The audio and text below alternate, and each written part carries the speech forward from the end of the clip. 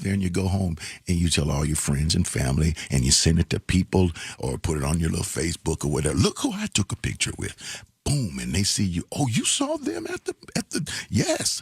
And so people get an image of you with the celebrity. Now they know it was just a selfie, but people don't know. Maybe you talked to them. Maybe you found out. What did they say? Something that they said longer. Really? Why were they there?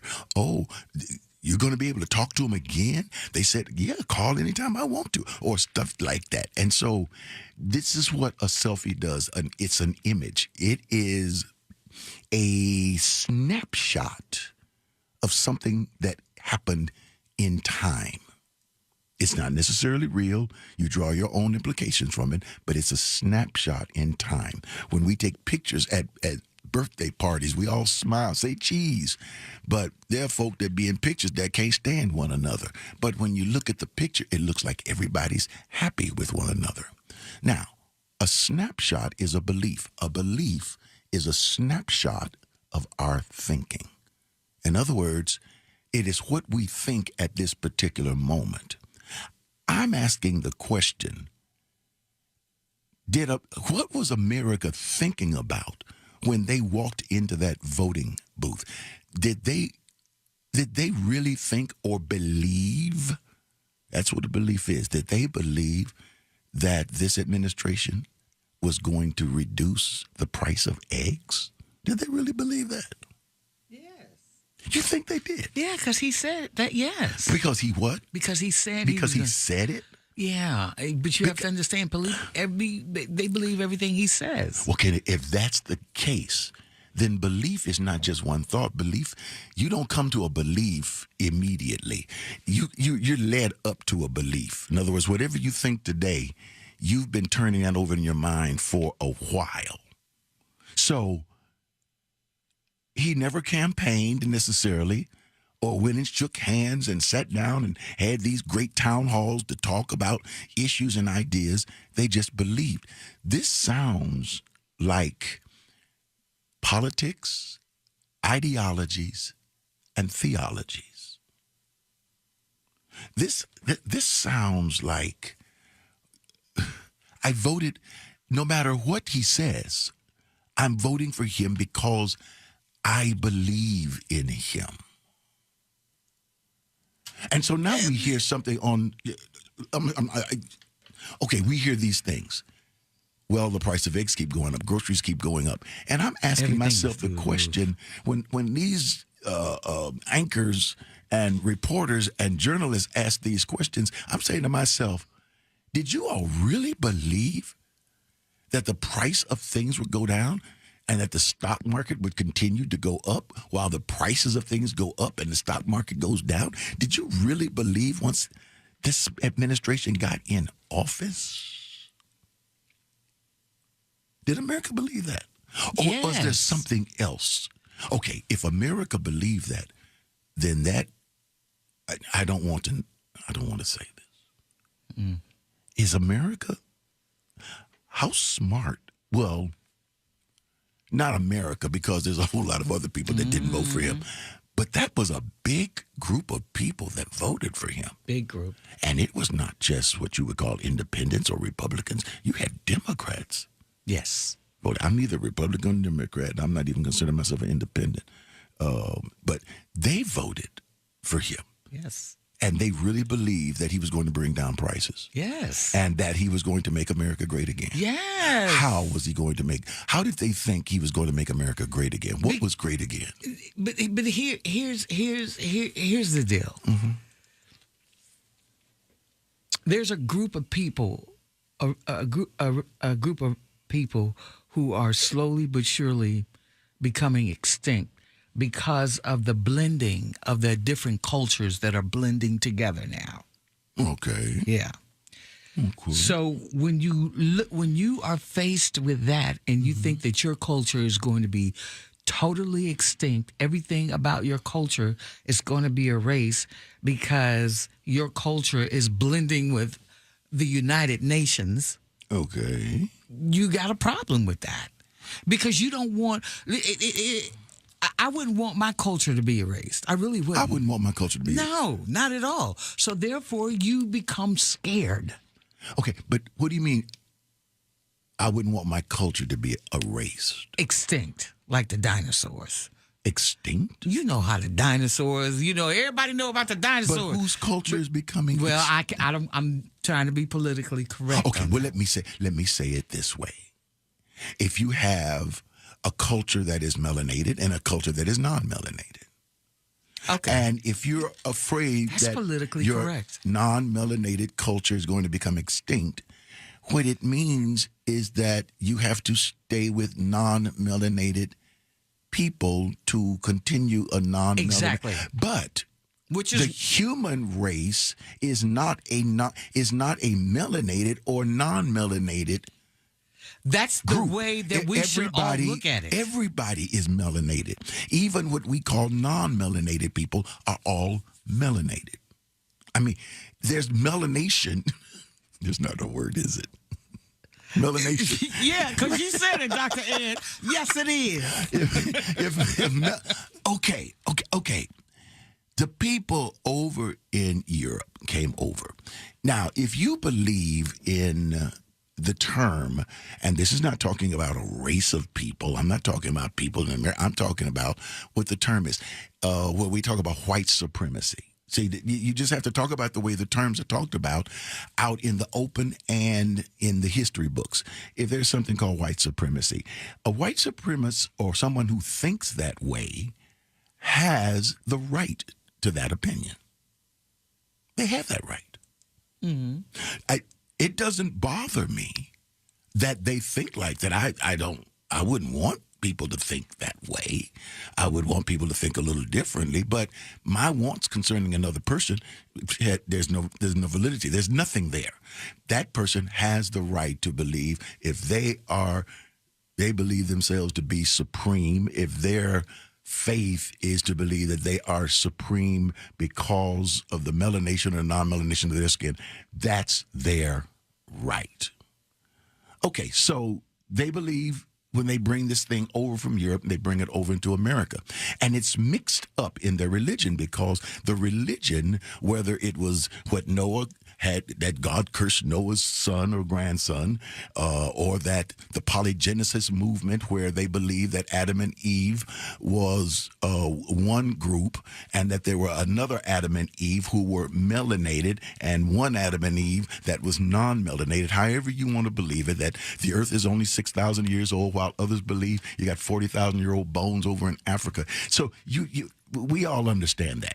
Well, anyway, the people come together in America, and you have non-melanated and melanated. Now, you have those came through the slave ships, through the Atlantic slave trade, and you have those that came over on the rickety Mayflower. While they came together, they got to know each other. They played with the ground together, and they put seed in the ground together, and they had plants grow up together. But then somebody came along and says, they are beginning to get very close to each other. They're going to become friends, and they're going to have relationships with one another. What do we do?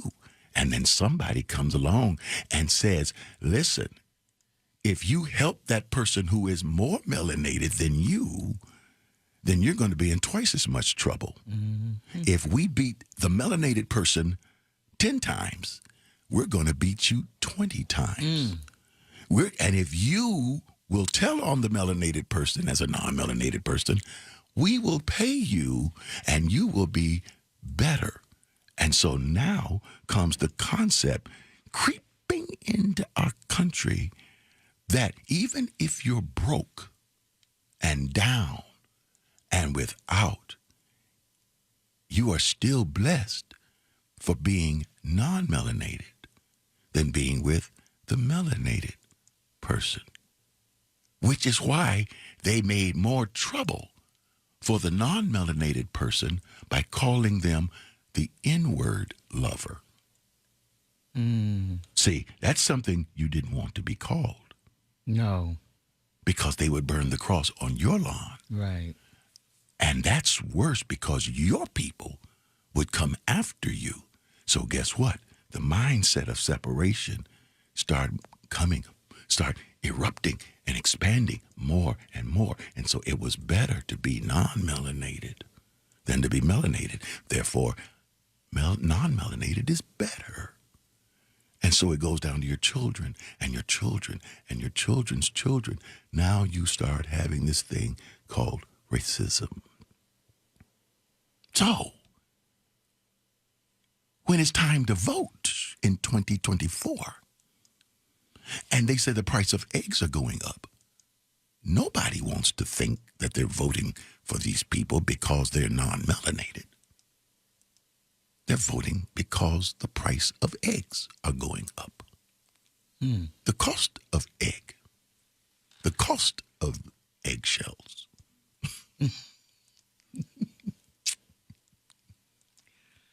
And even eggs have yellow inside of them, so there's melanation even in the an egg. eggs. It might be eggshell on the outside, but it's yellow on the inside. But it got some stuff going on the inside. It's being fertilized. So, but why can't we talk about this?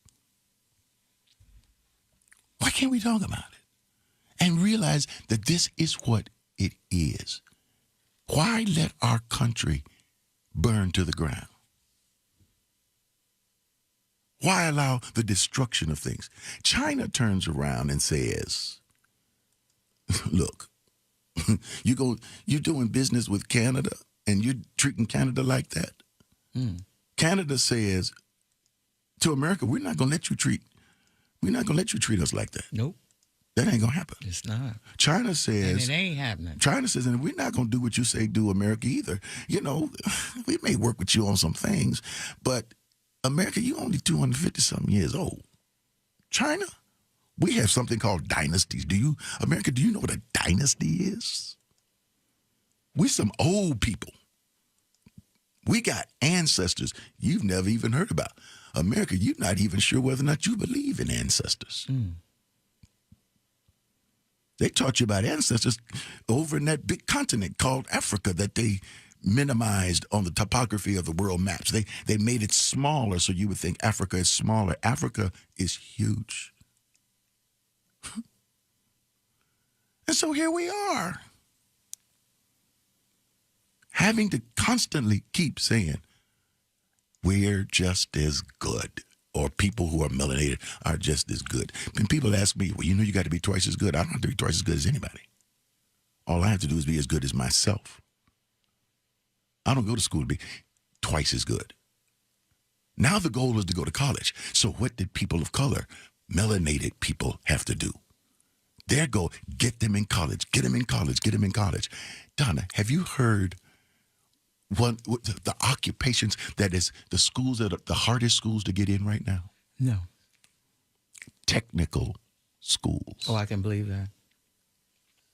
The hardest schools to get into right now are schools that teach air conditioning, plumbing, businesses, how to run a construction business. You could get in those all the time. That was easy just 5-6 years ago.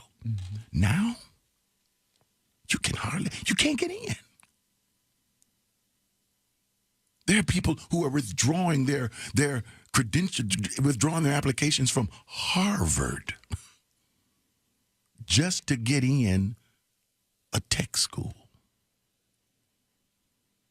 They're not trying to be a rocket scientist.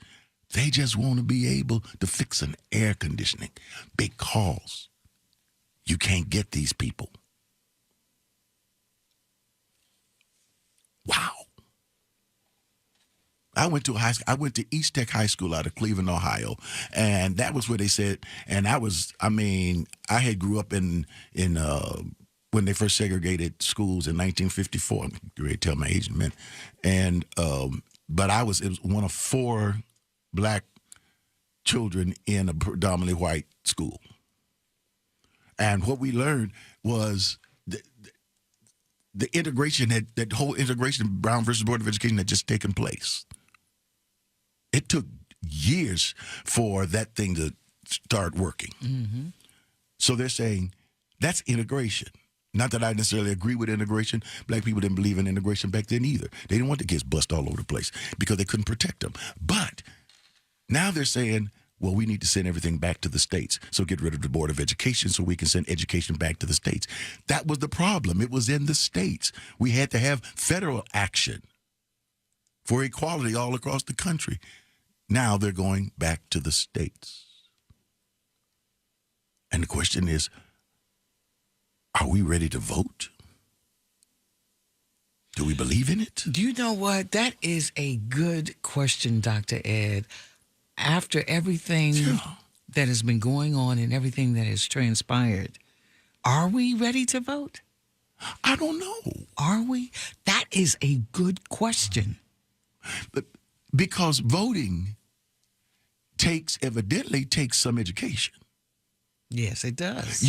There has to be a change in your mindset absolutely. to be able to vote. If not, you're going to think, what difference does it make? Mm-hmm. Everything was the same. And I understand when black people say that. Yeah. What difference does it make? Or when anybody says it, melanated, non-melanated. Well, we're different. Nothing ever changes. Okay, maybe you don't see anything changing. But maybe part of the education is that we should not expect change every 4 years. Mm-hmm. Maybe change comes in the 10th year after somebody does something great in the first 4 years. 4 years is not enough time. No. What they were talking about Social Security money coming in. Somebody told me, what was it they told me? They said, well, if you're on Social Security, you're going to get a check coming in. I said, what kind of check coming in? What kind of check you going to get coming in? They said it's a big check that Biden him put through before he left. But he did it like about the first year he did it. This other was going to take about 10 years. Don't get me started on this. I don't know about no check. But look, because I'm like, what? Anytime people color hear about a STEMI check or whatever, they say, right? What? I know, right? But you had to vote. But what I'm saying is that whether it's true or whether it's not true, you have to vote somebody in to do something like that. And they may say, you're not going to get that for the next 10 years. That 10 years come at a snap of a finger. You'd be surprised. 10 years come real fast if you live long enough. True.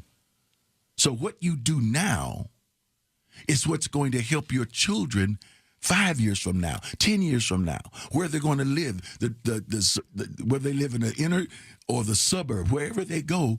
What we do now on our census and everything is going to affect our children. This is not about, I don't see no change in my government. Ain't nothing happened for me. Mm-hmm. It ain't about me. But a lot of people look at it that way. I think they do. Yeah, because it turns around to where everything is all about them. Well, if you think like that, you will never vote. Because you're right. How is voting going to change it? I voted 2 months ago. Nothing changed for me. For me. Yeah. The selfie. Take a selfie. It's what I believe right now. But maybe what's important to us is education right now. Right. Is that why they're trying to wipe books that would bring about social awareness and social consciousness? Is that what they're trying to wipe books away, certain kinds of books away from us? I mean, come on. And a lot of this, even in theology and spirituality, because a lot of this stuff comes out of church. It is the belief I'm better because God said so. Well, what God? Well, we all serve the same God. Since when? You don't believe that? No. I think everybody's God is different. Maybe. Because I can ask questions of everybody, and everybody has a different definition. And then you turn around and say, they not like us. And nobody knows what us is. What is us? What us you talking what about? What us they talking about? So now you got to go ask everybody, what does your us mean? And who is us? And who is us? I mean, even God said it. Yeah. Let us make man in our image. So everybody uses they not like us or they like us. Everybody uses it. Mm-hmm. So I think maybe it starts in education. Maybe there needs to be maybe we need to start talking about education concerning the social aspect of our communities.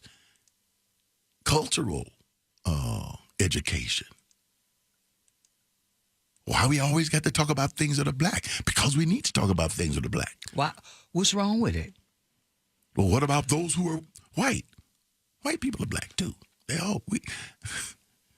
Everything comes from the same human race. It's how it seems to be. I don't know, maybe I'm wrong about it. But it doesn't matter whether I'm right or wrong. What matters is whether you feel you are right or wrong. So you got politics mixed up with race. And I don't like to use the term race. I need another term because I think that word race, we've overused it to the point that they messed up the definition of it. Then they say, well, DEI. Does that have anything to do with race? No. No, they made it. It doesn't. That's a code word. DEI is a code word for race. Just like woke is a code word for race. DEI has nothing to do with race. Diversity, equity, and inclusion. That has nothing to do with race. Well, black people didn't make it up. It's not made up by people of color. Black people didn't come up with that particular term, DEI. That was Race is the melanin in your skin, correct? No, it is how people view. It's what people say it is. Oh. There's only one race. There's only the human race. Human race. Now, that's right. when you come to ethnicities, when you come to nationalism, those are different things. And we got some people out there who's listening and who could explain much better. We just throwing things out here. Well, put a call out race to them is. and let's take this break. Let's take this break. Maybe they want to tell us about what race really is. But I want to know, what in the world was America thinking about when they put this administration in office? Now they're upset about it. Why be upset about you knew? I think you knew what you were doing. And you don't want to say what it was. You want to say it was the eggs price. It was the chicken and the cows. And 713-313-4354. You can start calling in. Maybe you can define these things for us. Help us. With Ed Montgomery. We'll be right back on The Choice 90.9 KTSU, your community station. Don't go nowhere. Hit me up on Instagram, Ed Montgomery 1. I'll be back.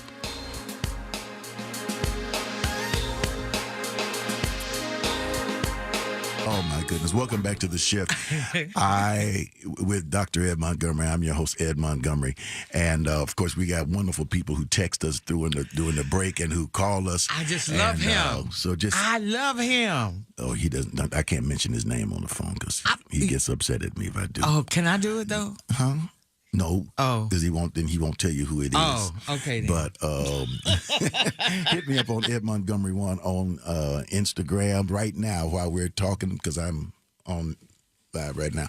And you also going to get me up on YouTube. I just dropped a couple of videos dealing with manifestations of life and things and how to change your world and all those kind of things. So hit me up while we're there. But one of our people texted in and said, of course, because they made it up. I'm going to read what somebody said. Read what somebody said. White men created race. Yeah. Yeah, they did. They made it up. Right. When they asked people who were indigenous people, they said, well, how long have you been here, or your race or whatever? They said, we're just the people of the land. This is where we come from. Mm-hmm. Well, what's your race? Where did you come from? We came from here. That's right. And the indigenous people of America, we just came from here. But let me go to my phones. Let me find it. And I'm going to keep it short as you can, please, because I'm going to see if I can get a lot of people in. 713-313-4354. And the question I've been asking, what was America thinking when they put this administration in?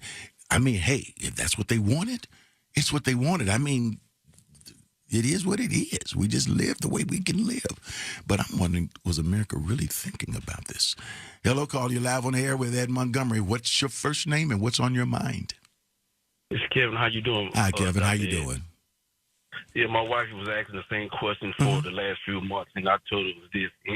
They wasn't thinking. They think like this. Anybody but an N-word. Anybody but an N-word. They wasn't voting for Donald Trump. They was voting who was running against Donald Trump. You got to think. See, people forget about this. Dr. Ed. Donald Trump became president because Barack Obama was president, and he woke a lot of people up. Right. He woke a lot of people up. Kevin, are you saying that people are that shallow? There are people out there that shallow? Sir. Yes, sir. You was talking about trades, right, earlier.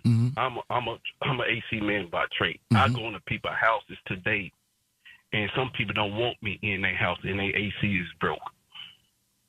And you're probably one of the best And at they it don't want you in the house to fix the AC? in Texas. They don't want me there. Oh, my in God. Texas. I mean, I get that feel. I'm like, 2024, 2025. Wow. You know, they don't want me in their house, and I'm there, you know, because they called me out. But that's all. I don't want to waste any more time. I want you to get some other callers in, but that's the reason why they elected this clown, because anybody but an N-word. Thank you, Kevin. I appreciate You it. guys have a good way. Tell your wife she right on it too, by the way. That's sad. If that's really the case, do you know how sad that is? You know, I said, you know, you'd ask the question, you sure you don't want me to turn the air conditioning on? You know it's going to become 110 degrees here in this house, and it's going to take about at least a couple of hours before you can get another one out here. You sure you don't want me to turn this on for you?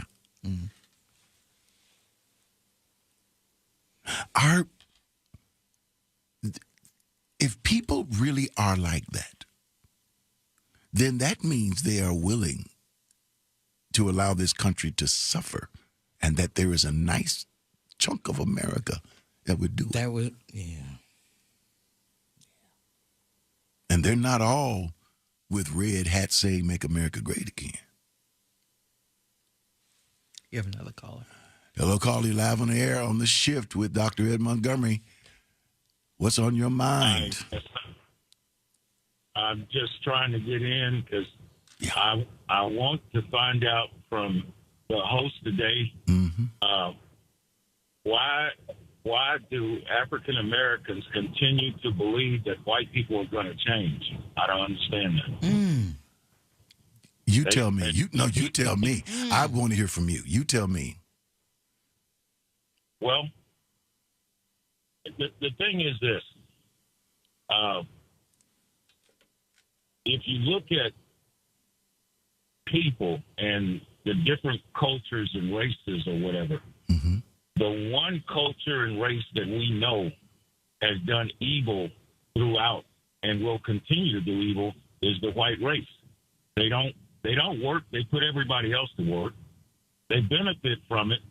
And they don't feel bad that they do what they do. I mean, I used to have this conversation with people about white people who claim they didn't have anything to do with racism and hanging people and whatever. And my uncle used to tell me it's not so much, you know, it was only one guy who put the guy on the horse. It was only one guy who slapped the horse, but it was 100 guys standing there watching. So that's what we have.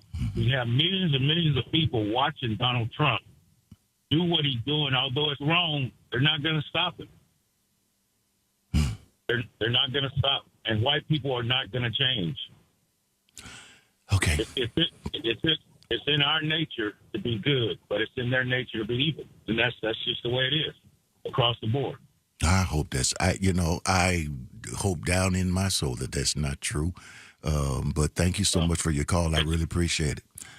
You know, Don, I really hope that's not, that it's not that deep in the nature.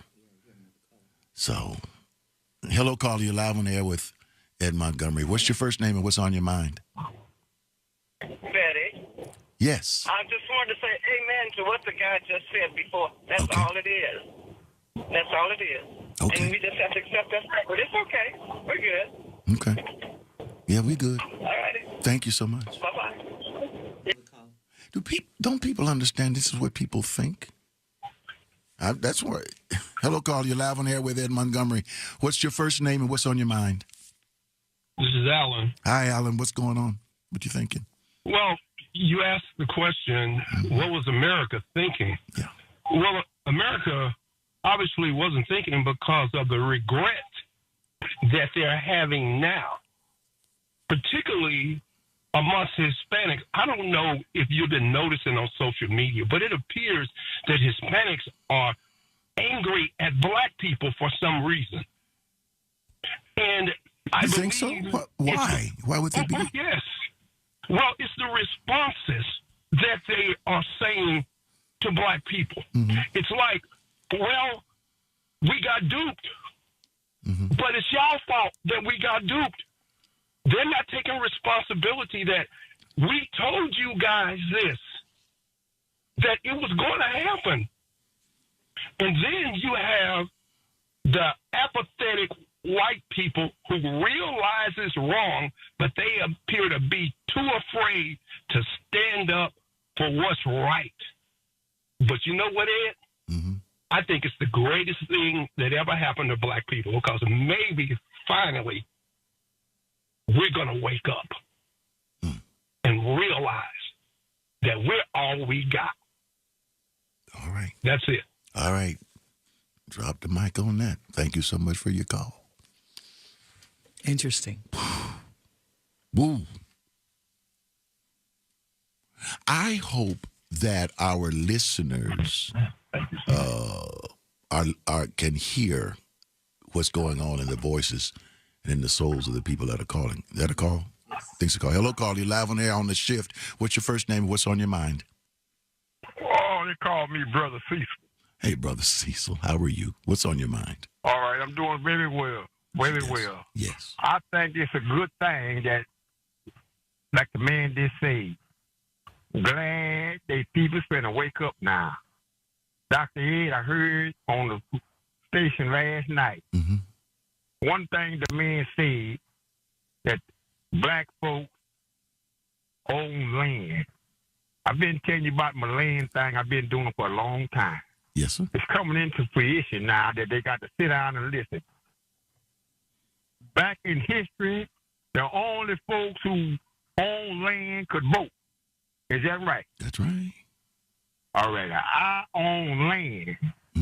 I have a land patent. You heard me before, but I like to leave my number at the reception desk. And if anybody interested in how to do this, I got the great seal. It's called a fee simple. That means sovereignty. I have sovereignty over land under the Constitution and the treaty. All right. I'm the only one can move things back in place. All right. I'm in the Constitution. All right, Brother Cecil. I appreciate your call. And all the smart, educated lawyers, if I can get you, it's like you trying to get a table where you can sit down with those fellas, I would like to be invited. All right. Thank you so much for your call. Appreciate it. You have another call. I was thinking too, they're talking about sit down and talk. I'm getting to the point now. I don't know if I want to sit down and just have no conversation with a bunch of people explain to me, because I don't, I think I know why you didn't, but we having a show today, so we have to talk about it so we can let everybody open up. Hello, call. You're live on the air on the shift with Ed Montgomery. What's your first name and what's on your mind? Hello. You talking to me? Yes, sir. Hello? Yes, sir.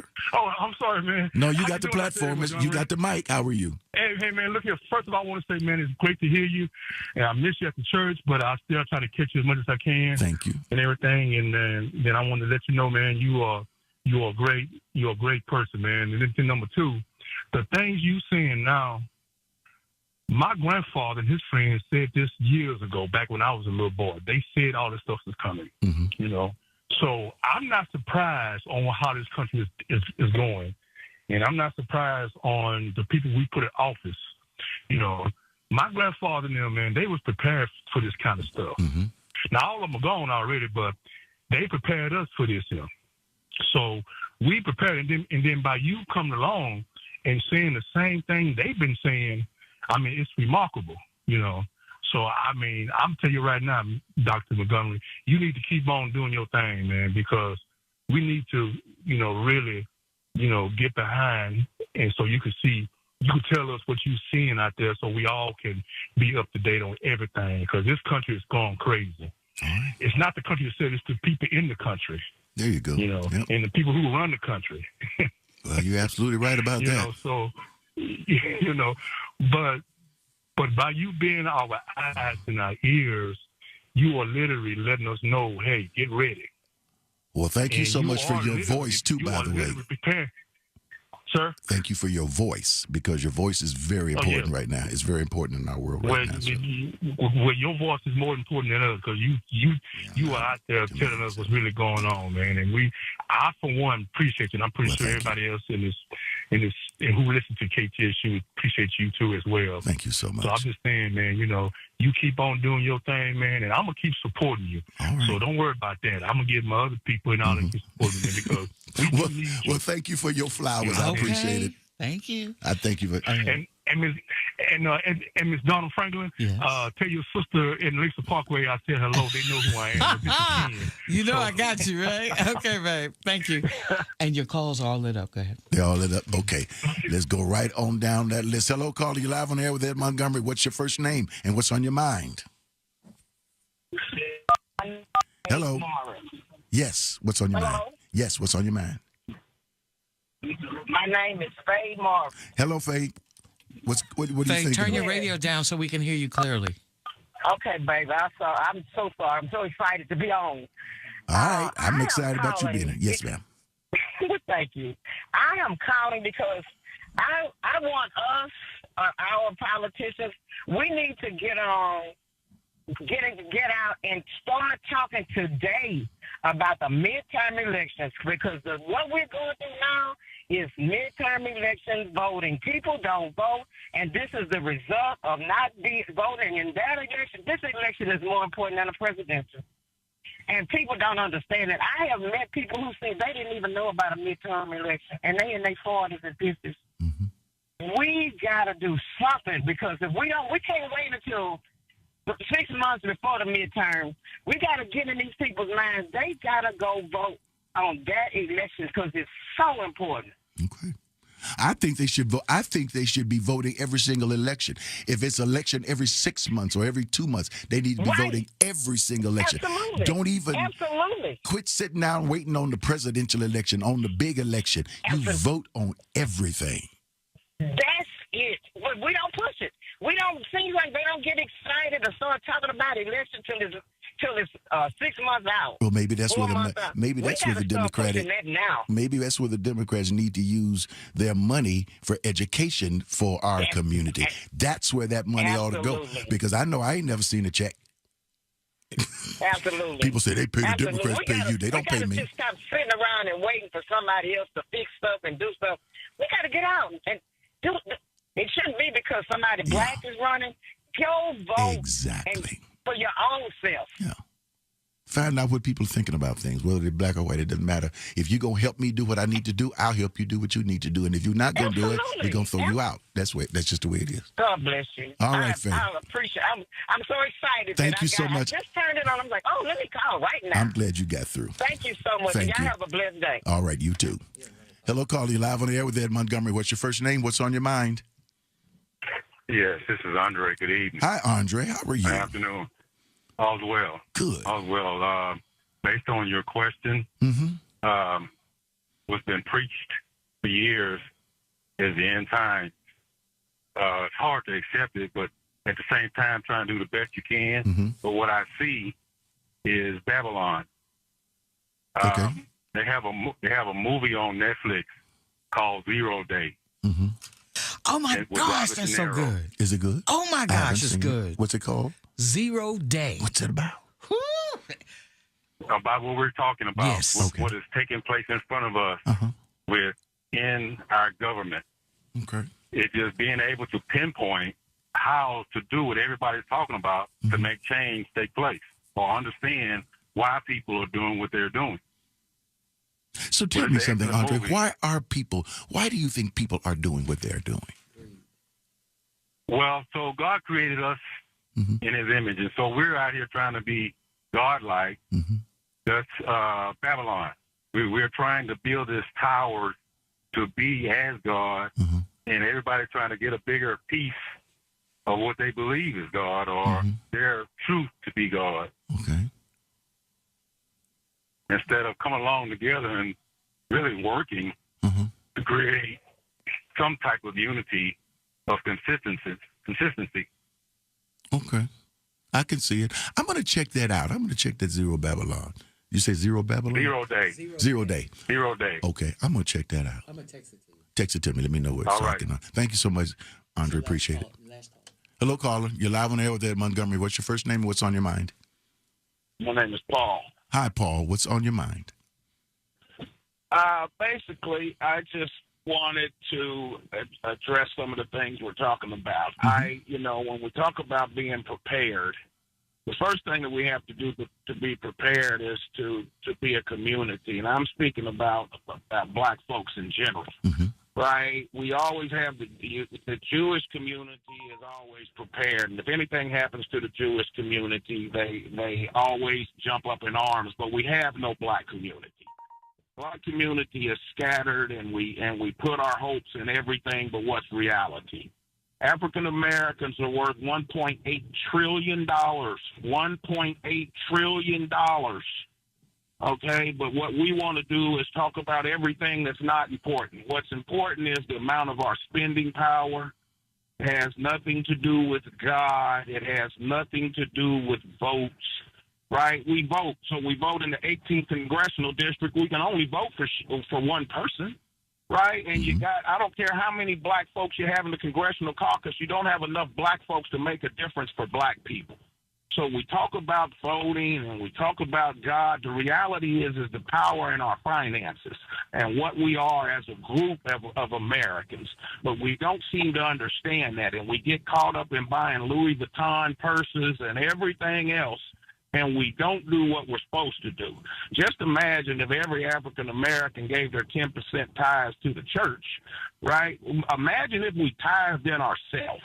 If we had $1.8 trillion a year and we tithe 10% to a cause for black folks, can you imagine the power that we'd amass? And what would and tell me, and what would happen if you changed it from church to community and began to change the definition of church to community? Therefore, you're tithing into your community. That's a whole different concept. Absolutely. Yeah. We have to begin to build community. And if we begin to build community, a black community, a community comes with different components. And part of community is finance, right? And part of community is network, right? But we always, and I don't negate the church community, right? But the church community is segregated as well. Either I'm a Baptist or I'm or whatever the case, right? So right, and where did that come from? See, and where did that come? And where did that come from? See, maybe we need to sit down and begin to reevaluate how we believe, how we think concerning our spirituality. Maybe that's something new that should happen into our communities. But anyway, I'm just speculating. Right. Look, I got to go. Right. Listen, I thank you for your call. They getting ready to kick me off the air, so thank you so much for calling. Woo! All right. That was energetic. Ladies and gentlemen, thank you so much for being with us, and thank you for joining us on this shift. I get such a kick out of it because I enjoy talking to you, enjoy talking to the community. And when I hear those within our community talk about feeling uplifted, that makes my job so much easier. If I can just bring a word of comfort, if I can just say, hey, we can do it, and then you tell me too, hey, you can do it, then we're able to talk to each other. And when two of us can come, what we call touching and agreeing, then we can bring about a spirit among our community that nobody can touch. That's what's called unity. When we come together as one people, that's when the power falls. I want to say we are grateful for all of our leaders who have gone on and have moved on. Congressperson Sylvester Turner and Sheila Jackson Lee, and those who have all moved on in the past, they're now ancestors. And you just say, well, I don't believe in ancestors. Well, you better start believing them because it's biblical and all other kind of ideologies. It's there. When your mother's voice speaks to you, your father's voice speaks to you and give you a word of wisdom, that's the ancestors. Listen, thank you so much for being with us and help me to continue to just lift you up. You're special. You know that. Bye, Donna.